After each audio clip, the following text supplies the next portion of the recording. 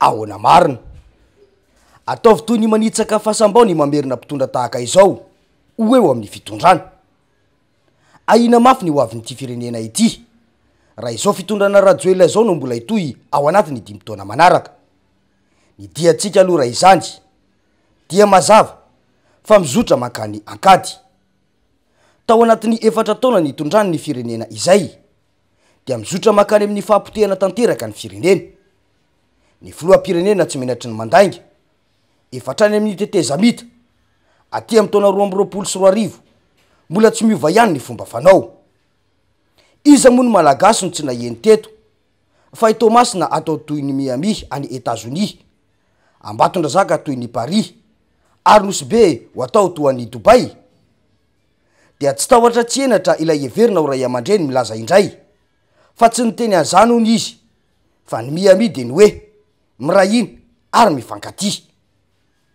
Tena filoha manabarabara sy manabady olona ary mihevitra ny vahoaka ho tondrona sy ho voany Alzheimer mihitsy. Tsy mahagaga raha mivaralila hatrany ambony ny fitantanana ny raharaham-panjakana io. Ny gouvernoura manondrana amina vazaha noho ny fitondran-tena tsy mendrika. Ny ministra tonga hatrany amina fitifirana olona noho ny resaka vetaveta sy fitondran-tena tsy faseho masoandro. Ny député manao afera azo ary sa manome alalana amin'izany mihitsy. Io izay mampametra-panontaniana hoe fa efana avaiza moa izany no ahafahana solombavam-bahoaka ny fitondrana manome fahazahoan-dalana hitrandraka azo. Angala sa izay indray no asan'ny solombavam-bahoaka ankehitriny. Tsy vitan'io notansaina io ihany fa misy mihitsy aza ireo solombavam-bahoaka sa mandefa mpitandro filaminana androba vahoaka tahaka lainy tranga tany lehibe troka teo sy tany amin'ny distrikany Bekiliny. Tsy resahana intsony ny adalana toy ny hoe volamena mivadika vy tao amin'ny fitoerany. Araky ny vaovao izay niparitaka iny moa dia misy ministra voatazona amin'ny toerany vokatry ny fanaovana zarotorana. Izany no fomba hitantanana ilay firenena ankehitriny. Fitondrana sady mpantainga hatrany ambony ka hatrany ambany no mpanao kolikoly, mpanambaka vahoaka. Tsy mahagaga raha mivaralila ilay firenena ary miamahantra ny vahoaka malagasy ankehitriny satria izay no olona andraindray antsika vahoaka fa hitondra fampandrosoana. Nisy mihitsy aza moa olona ambony akaiky ilay filoham-pirenena ankehitriny no sady mpiasam-bahoaka, mpiasam-panjakana no nilaza fa ny fanjakana hono tsy ampiakatra ny fari-piainanao izany mihitsy. Dia gaga ny tena raha mandre izany satria tsy misy afa-tsy fangoronan-karena sy fafilainga ary tsy mena mivadika toy ny lelamay no ataon'ireo mpitondra satria adino fa ny fampandrosoana fiainam-bahoaka no antom-pisianisy ireo eo amin'ny fitondrana. Asa fampandrosoana vahoaka no antom-pisiny eo. Izay ilailazana foana fa tsy manana hevitra ampandroso firenena mihitsy raha ity fitondrana ity satria ny ameno ny posinisy mianakavy no mamaika azy. Izay no mahatonga hoe Miami malagasy indray no atao ankehitriny satria azo ilay seza. Zany ka fitondrana tena tsy vitany hoe mpandainga fa mbola mpietраketraka ihany koa.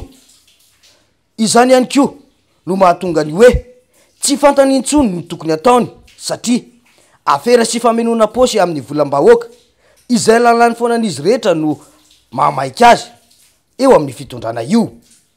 Ny afera maloto mirongatra, ny trafika mirarakopany, fa ny mpanao Facebook no mitoboka ponja. Taoriny tatitra fitsarana momba ny akaonto mikasika ny fitantanana nisy tamin'ny tsy mangarahara ho an'ny vola 8 sy 700 miliara ariary azo tamin'ny coronavirus.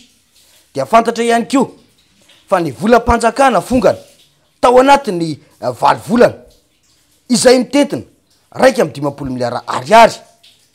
Raha nitatitry ny mpitsirika ny vola mpanjakana na ny IGE. Raha ao anatin'ny 5 taona nitondrany fanjakana rajoelina izany ohatrinona no totaliny. Ny vola 5 tapitrisa dolara nambara fa anarenana ireo fiaramanidina roa ny Air Madagascar tonanjavona. Ny afera solika amin'ny tampoka sy ny 4.9 litatra nanjavona tao amin'ny Jirama tonanginy.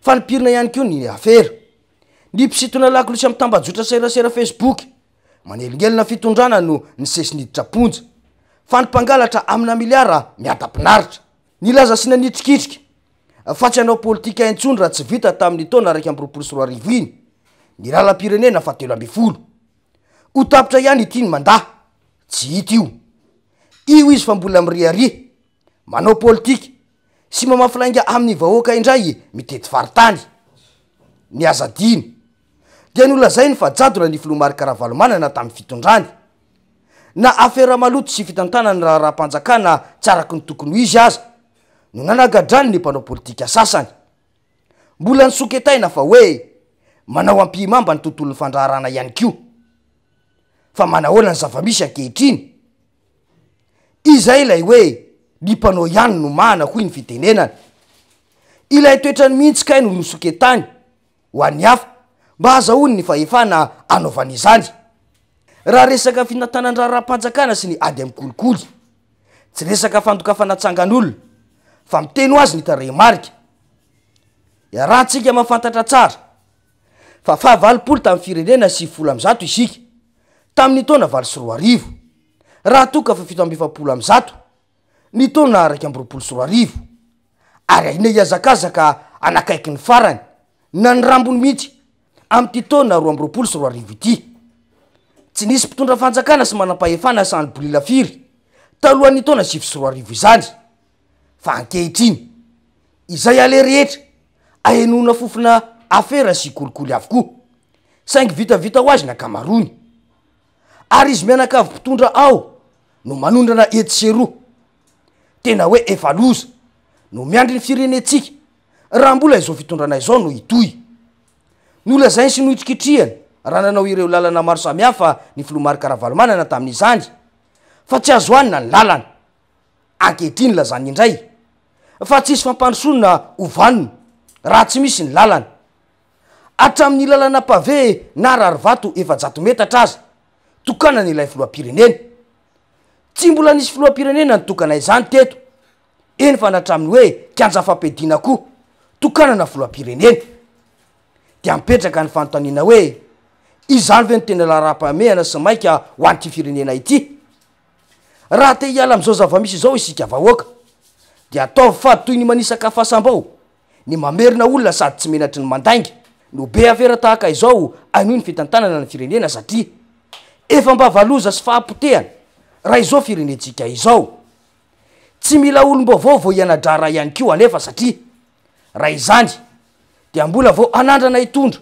na anao ese indray izy ka ho vao maika olozakoa ny tena maso ity firenena ity dia olona efa nahitambokatra olona matotra ary ampitraikefa no ilaina anavitra izao fiainantsika izao oloza lavitra noho izao no ahazo ny vahoaka raha mbola izao fitondrana rajoela izao no manohy fitantanana ity firenena ity satria sady fitondrana ray ny lainga no mpangoroko kareny sy be kolikoly ny vahoaka nefa miamay andro manalina noho ny tsy finanan-kanina fa ahoana mariny